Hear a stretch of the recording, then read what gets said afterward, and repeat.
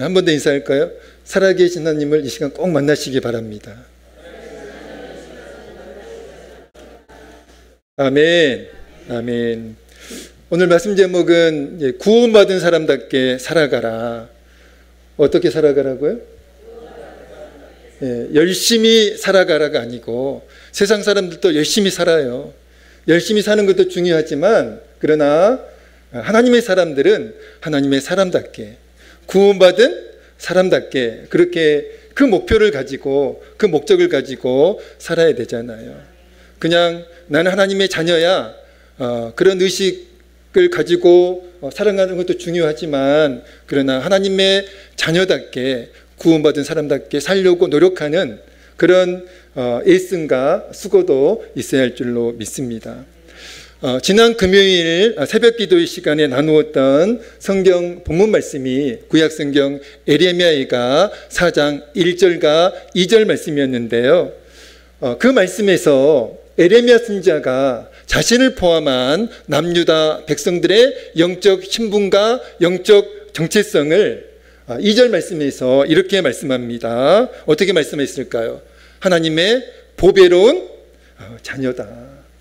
나도 하나님의 보배로운 자녀고, 너희들도, 남유다 백성들, 너희들도 너희의 영적 신분은, 너희의 영적 정체성은 보배로운 하나님의 자녀들이다. 이렇게 이제 말씀을 하고 있었습니다.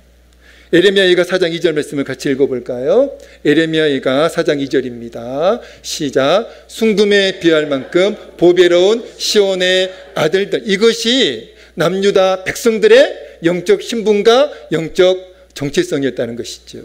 하나님의 보배로운 자녀들. 그리고 그때 함께 나누었던 성경 말씀이 신약성경 갈라디아서 3장 26절 말씀이었는데요.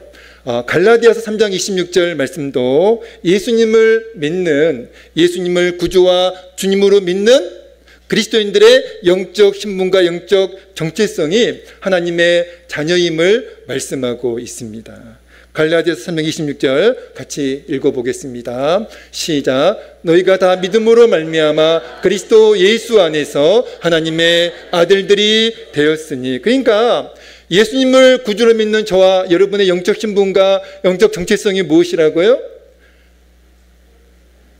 어려운 질문입니다. 정답을 말씀드렸어요. 저와 여러분의 영적 신분과 영적 정체성은 하나님의 보배로운 자녀예요. 하나님의 보배로운 자녀, 이것이 저와 여러분의 예수 그리스도를 구주로 믿는 저와 여러분의 영적 신분이고 영적 정체성인 줄로 믿습니다. 그러니까 예수님을 구주와 주님으로 믿는 저와 여러분은 우리 자신이 하나님의 자녀임을 늘 인식하면서, 의식하면서 살아야 하고요. 그리고 더불어서 우리가 하나님의 자녀니까, 아까도 말씀을 드렸지만 하나님의 자녀답게 살려고, 구원받은 사람답게 살려고 노력하는 그 노력의 자세와 태도가 있어야 할 줄로 믿습니다. 오늘 본문 12절 말씀에 두렵고 떨림으로 너희 구원을 이루라, 이 말씀이 있습니다. 두렵고 떨림으로 너희 구원을 이루라. 여러분, 이 말씀은요 굉장히 오해의 소지가 있는 말씀인데, 어떻게 오해할 수 있습니까? 어떻게 오해할 수 있죠? 두렵고 떨림으로 너희 구원을 이루라. 오해의 소지가 있는 말씀이에요. 여러분, 어떻게 이 말씀을 해석하고 계시나요? 여러분, 이 말씀을 두렵고 떨림으로 너희 구원을 이루라, 이 말씀을 어떻게 오해할 수 있죠? 어떻게 해요? 구원을 받기 위해 노력하라, 이렇게 오해할 수 있다는 것이죠. 구원을 받기 위해서 노력하라. 그러나 여러분, 구원은 우리의 노력에 달려있는 것이 아니라 오직 예수 그리스도를 믿는 믿음으로만 구원을 받을 수 있다, 그렇게 성경이 말씀하고 있잖아요. 특별히 에베소서 2장 8절 9절을 읽어보겠습니다. 에베소서 2장 8절 9절 우리 믿음으로 다 같이 읽습니다. 시작. 에베소서 2장 8절 9절 시작. 너희는 그 은혜에 의하여 믿음으로 말미암아 구원을 받았으니 이것은 너희에게서 난 것이 아니요 하나님의 선물이라. 행위에서 난 것이 아니니 이는 누구든지 자랑하지 못하게 함이라. 아멘. 구원을 어떻게 받는다고요? 우리의 노력으로 받습니까? 아니에요. 우리의 노력이나 우리의 실력으로 구원을 받는 것이 아니라 구원은 오직 예수 그리스도를 믿는 믿음으로만 받을 수 있다. 그래서 구원은 하나님의 선물이다. 하나님의 은혜다. 그렇게 말씀하고 있는 거예요. 그러므로 여러분, 오늘 본문 12절 말씀은 구원을 받기 위해서 노력하라, 그런 의미의 말씀이 아니라 이미 구원은 주어졌으니 예수 그리스도를 믿는 저와 여러분에게 구원은 이미 주어졌으니 구원받은 사람답게 살아가라. 아멘. 구원받은 사람답게 행동하라. 이런 의미의 말씀이라는 것이죠. 여러분, 두렵고 떨리는 마음이란 구원받지 못할까 봐 걱정하는 마음이 아니에요. 여러분, 지금 죽으면 나 천국 갈 수 있을까? 나 지금 죽으면 구원받을 수 있을까? 이런 그런 마음이 아니라는 거예요. 두렵고 떨리는 마음은 그런 마음이 아니라 구원받지 못할까 봐 걱정하는, 두려워하는 그런 마음이 아니라 하나님의 백성다움을 추구하는 그 마음이 두렵고 떨리는 마음입니다. 그래서 오늘 말씀 제목을 이렇게 정했어요. 구원받은 사람답게 살아가라. 예수님을 믿고 있는 우리에게는 이미 구원이 주어져 있으니까 그러면 저와 여러분 어떻게 살아야 돼요? 세상 사람답게 살면 안 되잖아요. 구원받은 하나님의 자녀답게 살아야죠. 구원받은 사람다움을 추구하면서 나는 구원받았으니까, 나는 구원받은 하나님의 자녀니까 이제는 하나님의 자녀답게 살아야 되겠다. 구원받은 사람답게, 하나님의 사람답게 살아야 되겠다. 그런 의미의 말씀이 오늘 본문 두렵고 떨림으로 너희 구원을 이루라, 이 말씀의 의미라는 거예요. 사도 바울이 오늘 본문에서 구원받은 사람으로 인식만 하지 말고, 나 구원받은 사람이야, 그렇게 인식만 하지 말고 구원받은 사람답게 행동하고 살아가라고 말씀하면서 구원받은 사람다움의 가장 중요한 자세와 태도로 14절을 말씀하고 있다는 거예요. 구원받은 사람다움의 가장 중요한 자세와 태도. 14절 말씀이 어떤 말씀입니까? 14절 읽어보고, 오늘 본문 14절입니다. 함께 읽겠습니다. 시작. 모든 일을 원망과 시비가 없이 하라. 어떻게 하라고요? 모든 일을 원망과 시비가 없이 하라. 구원받은 사람다움의 가장 중요한 자세와 태도입니다. 사랑하는 성도 여러분, 구원받은 사람다움의 가장 중요한 자세와 태도가 무엇이라고요? 모든 일을, 어떤 일은 원망과 시비 없이 하지만 또 어떤 일은 원망과 시비로 하는 것, 그게 아니라 구원받은 사람은 모든 일을 어떻게 해야 된다고요? 원망과 시비 없이 해야 된다. 그게 구원받은 사람다움의 가장 중요한 자세와 태도라는 거예요. 원망이라는 단어가 헬라어 원문으로는 공기스모스인데요. 번역하면 불평하다, 투덜대다, 그런 이제 의미로 해석이 되고요. 시비란 단어는 여러분 잘 아시죠? 시비 걸다. 여러분 지난주에 시비 많이 거셨죠? 남편에게도 시비 걸었고, 아내에게도 시비 걸었고, 또 자녀들에게, 부모에게 시비 걸었고, 시비 많이 걸었잖아요. 그 시비예요. 그 시비란 단어는 원문이 디아로기스모스인데 번역하면 비난입니다. 비난이고 또 말다툼이에요. 이게 그 디아로기스모스의 이제 번역인데요. 지난 시간에 교회를 무너뜨리는 가장 큰 원인이 외부의 박해가 아니라, 외부의 박해 때문에 교회가 무너지는 것이 아니라, 실상은 교회가 왜 무너진다고요? 내부의 분열 때문에 교회가 무너진다고, 공동체가 무너진다고 말씀을 드렸는데, 여러분 한번 잘 생각해 보세요. 내부 분열의 중심에 뭐가 있을까요? 우리의 공동체를 무너뜨리는 것은 우리의 교회를 무너뜨리는 것은 외부의 적이 아니에요. 외부에서 적이 교회를 공격하면 오히려 교회는 똘똘 뭉치게 되어 있습니다. 오늘 한국교회 200만 그 연합예배도 외부에서 이제 공격을 하니까 똘똘 뭉치잖아요. 자, 그런데 교회를 무너뜨리는 가장 큰 원인이 무엇이에요? 내부의 분열인데, 내부의 그 분열 중심에 뭐가 있습니까? 원망이 있고요, 불평이 있고, 그리고 시기와 다툼이 있다는 것이죠.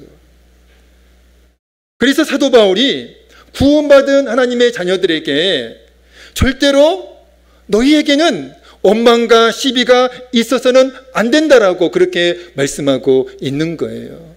너희가 서로 싸우면 교회가 무너지니까.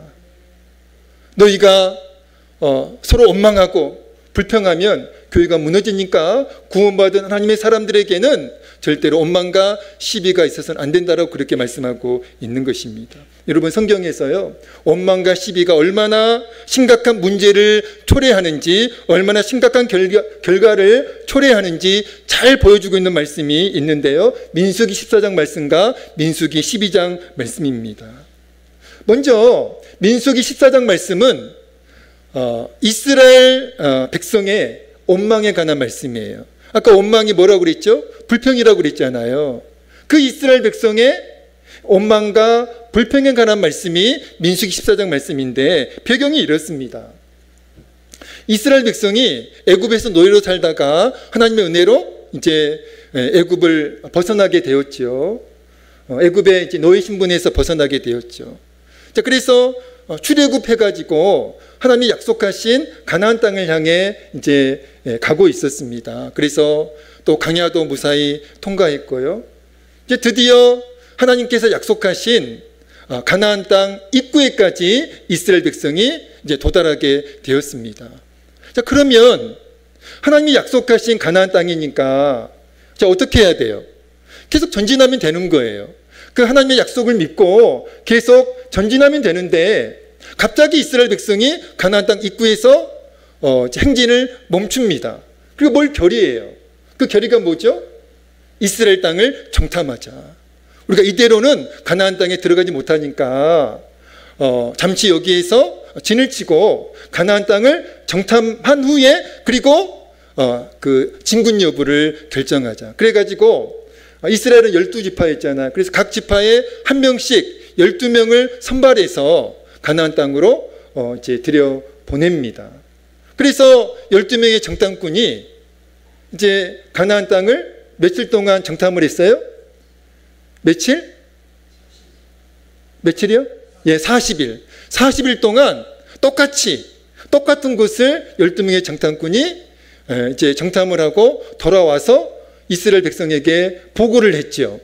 그런데 분명히 12명의 정탐꾼이 똑같은 장소를 똑같은 기간 동안 정탐을 했는데 돌아와서 보고를 하는데 보고의 내용이 다른 거예요. 10명의 보고와 2명의 보고, 그러니까 그 2명은 누구였죠? 여호수아와 갈렙이었죠. 그 10명의 보고와 2명의 그 여호수아와 갈렙의 보고가 달랐다는 것이죠. 10명의 보고는 뭐였습니까? 부정적인 보고였죠. 그 땅은 정말 비옥한 땅인데, 아름다운 땅인데, 그러나 그 땅에는 거인과 같은 사람들이 살고 있고, 그리고 그들의 성은 너무나 견고해서 절대로 우리는 메뚜기와 같다. 그래서 우리는 절대로 그 땅을 정복할 수 없다. 이렇게 부정적인 보고를 했고요.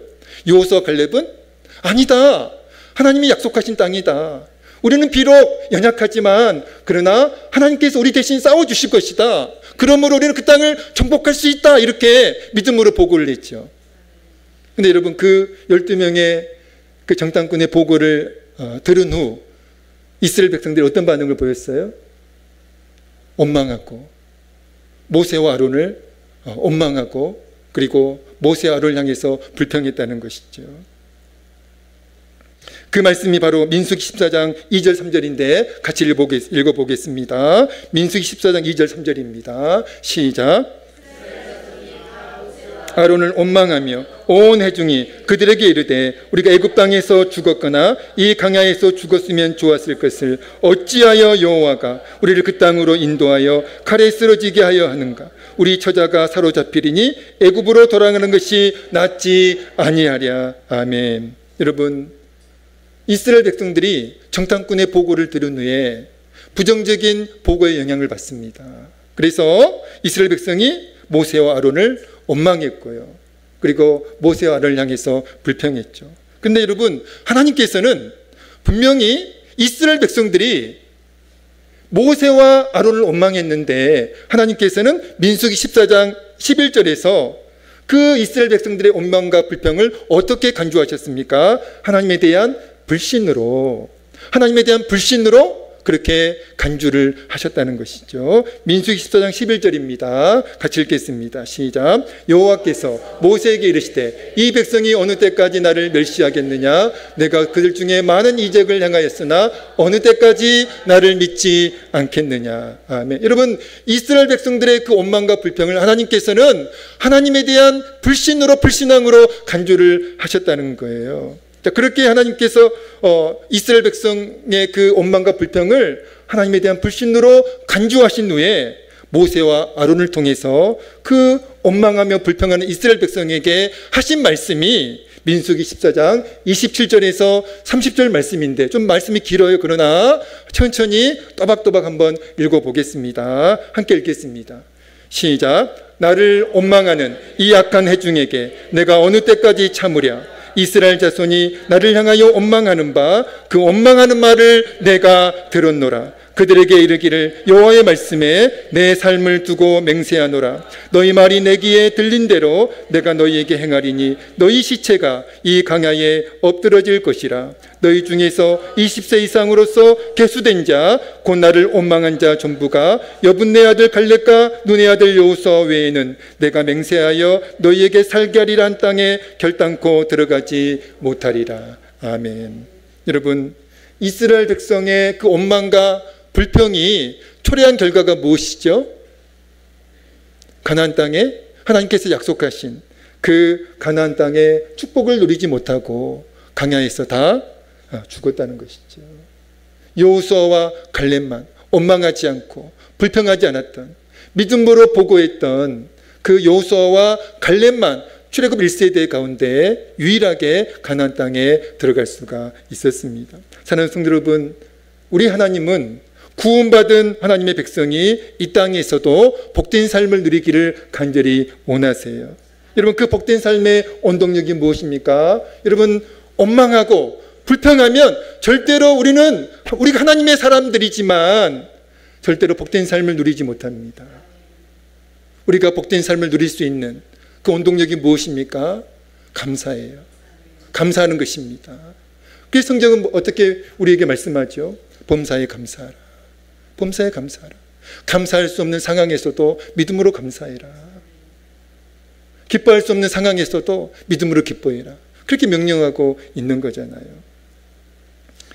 또 민수기 12장 말씀은 모세의 누나 미리암, 또 모세의 형 아론이 모세를, 이스라엘 백성의 지도자였던 모세를 비난하면서 또 모세에게 시비를 거는, 즉 모세와 싸우려고 하는 장면으로 민수기 12장 말씀이 시작을 합니다. 민수기 12장 1절 말씀인데요. 같이 읽어보겠습니다. 시작. 모세가 구스 여자를 취하였던 그 구스 여자를 취하였으므로 미리암과 아론이 모세를 비방하니라. 아멘. 여러분, 구스 여자는 유대인이 아니잖아요. 이방 여자잖아요. 그런데 모세가 그 이방 여자와 결혼을 한 거예요. 이방 여자를 아내로 맞이한 겁니다. 그래서 모세의 누나 미리암과 모세의 형 아론이 모세를 그 이유 때문에 비방했어요.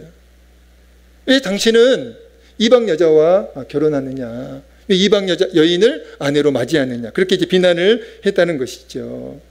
여러분, 얼핏 이방 여인을 아내로 맞이한 모세를 비난한 미리암과 아론의 행동은 얼핏 정당해 보입니다.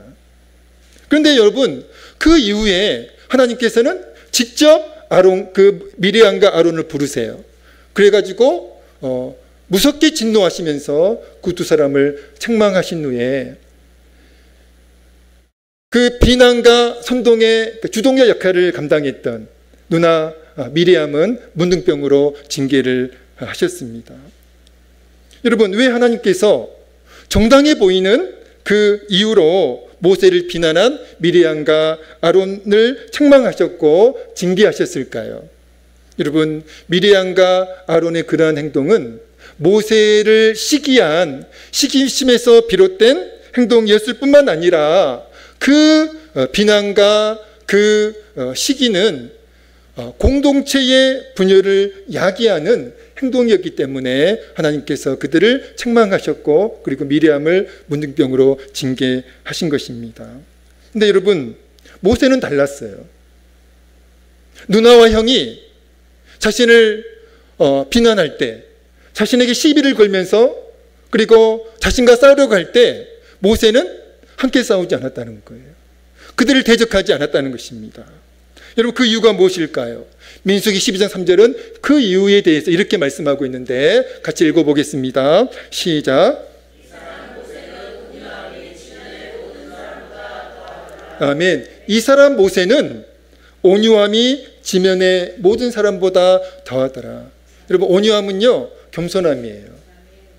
모세에게는 겸손함이 있었기 때문에 자신을 비난하고 자신에게 시비를 걸면서 자신에게 싸움을 걸어오는 그 누나 미리암과 형 아론을 상대로 함께 싸우지 않았다는 것, 함께 비난하지 않았다는 것입니다. 여러분, 모세의 이 겸손함은 타고난 성품이 아니에요. 타고난 성품이 절대로 아닙니다. 타고난 성품이 아니라 하나님을 온전히 신뢰하는 믿음에서 비롯된 겸손함이었다는 거예요. 여러분, 이해되시나요? 하나님을 온전히 신뢰하는 그 믿음에서 비롯된 겸손함이었다는 것을 여러분 꼭 기억하셔야 됩니다. 그래서 모세는 자신의 혈육인 그 미리암과 아론이 자신을 비난하고 자신의 리더십의 반기를 들었음에도 그 미리암과 아론을 상대로 함께 비난하지 않았고 함께 싸우지 않았고요. 하나님을 온전히 신뢰하는 믿음으로 결과를, 판단을 하나님께 맡겼다는 거예요. 여러분, 여러분, 인간이 어떻게 정확하게 판단할 수 있어요? 여러분, 이 세상에 정확하게 시시바비를 가릴 수 있는 사람은 이 세상에 존재하지 않습니다. 오직 하나님만이 정확하게 판단하실 수 있고요. 오직 하나님만이 시시비비를 정확하게 가릴 수가 있다는 것이죠. 여러분, 우리가 누군가를 비난한다는 것은 우리가 판단하고 있다는 거예요. 그 사람을 판단하고 있으니까 우리가 그 사람을 비난하는 것이죠. 그것은 구원받은 사람에게 있어서는 안 될 행동입니다. 모세는요, 하나님께 판단을 맡겼어요. 자신이 판단하지 않았습니다. 그러나 미리암과 아론은 모세를 판단했죠. 그러니까 비난한 겁니다. 그러나 모세는 미리암과 아론을 판단하지 않았어요. 하나님을 온전히 신뢰하는 믿음으로 하나님께 판단을 맡깁니다. 그러니까 함께 비난하지 않았고 함께 싸우지 않았다는 것이죠. 사랑하는 성도 여러분, 오늘 우리에게 하나님을 온전히 신뢰하는 믿음이 있다면 우리는 함부로 다른 사람을 비난하지 않습니다. 다른 사람을 함부로 정죄하지 않아요. 그리고 절대로 다른 사람들과 싸우지 않을 것입니다. 그리고 하나님을 온전히 신뢰하는 믿음으로 하나님께 모든 판단을, 모든 시시비비를 하나님께 맡기게 될 줄로 믿습니다. 말씀을 마치겠습니다. 오늘 말씀을 통해서 원망과 불평, 또 시비와 비난의 뿌리가 무엇임을 알 수 있었습니까? 하나님을 온전히 신뢰하지 못하는 그 불신앙, 그 불신이 원망과 불평의 뿌리이고요, 비난과 시비의 다툼의 뿌리라는 사실을 꼭 기억하시기 바랍니다. 자, 그렇다면 결론적으로 구원받은 사람다움의 가장 중요한 자세와 태도가 무엇일까요? 모든 일을 원망과 시비 없이 하는 거예요. 하나님을 온전히 신뢰하는 믿음으로 우리가 정말로 하나님을 믿는다면, 정말로 우리가 하나님을 온전히 신뢰한다면 어떤 상황에서도 우리는 원망하지 않을 것이고 불평하지 않을 것입니다. 문제는 우리가 하나님을 온전히 신뢰하지 않으니까 여러분 원망하는 거예요. 불평하는 겁니다. 우리가 정말로 하나님을 온전히 신뢰한다면 어떤 상황에서도 범사에 감사하라고 했으니까, 하나님께서 그렇게 말씀하셨으니까 감사할 수 없는 상황에서도 믿음으로 감사하는 거예요. 먼저 감사하는 겁니다. 그러면 여러분 놀라운 일이 여러분에게 일어날 줄로 믿습니다. 또 하나님을 온전히 신뢰하는 사람은요, 함부로 다른 사람을 비난하지 않아요. 정죄하지 않습니다. 싸움을, 다툼을 즐기지 않습니다. 하나님을 온전히 신뢰하는 사람은 함부로 다른 사람을 비난하지 않고 판단을 하나님께 맡길 줄로 믿습니다. 여러분 함부로 판단하지 마세요. 진정한 판단은 하나님만이 하십니다. 하나님께 맡겨야죠. 하나님께 맡기면 비난하지 않게 됩니다. 하나님께 맡기면 미워하지 않게 돼요. 하나님께 안 맡기고 여러분이 자꾸만 판단하니까 미워하고 증오하고 그리고 비난하는 거예요. 바라기는 우리 강훈교회 모든 성도님들 중에 그러한 자세와 태도가 없기를, 구원받은 사람에게 어울리지 않는 그러한 자세와 태도가 없기를 우리 주의 이름으로 간절히 축원드립니다. 기도하겠습니다. 하나님 아버지, 우리는 예수 그리스도를 믿음으로 구원을 받았고 하나님의 자녀가 되었음을 믿습니다. 하나님, 우리가 늘 나는 구원받은 하나님의 자녀임을 늘 의식할 수 있도록, 인식할 수 있도록, 그리고 하나님의 사람다움을, 구원받은 사람다움을 추구하는 우리 모두가 되어질 수 있도록 역사해 주시고 은혜를 베풀어 주시옵소서. 하나님을 온전히 신뢰하는 믿음으로 범사에 감사할 수 있도록, 그리고 함부로 다른 사람들 비난하지 않고 모든 판단을 하나님께 맡기는 우리 모두가 되어질 수 있도록 은혜를 베풀어 주시옵소서. 예수님의 이름으로 간절히 기도하옵나이다. 아멘. 아멘.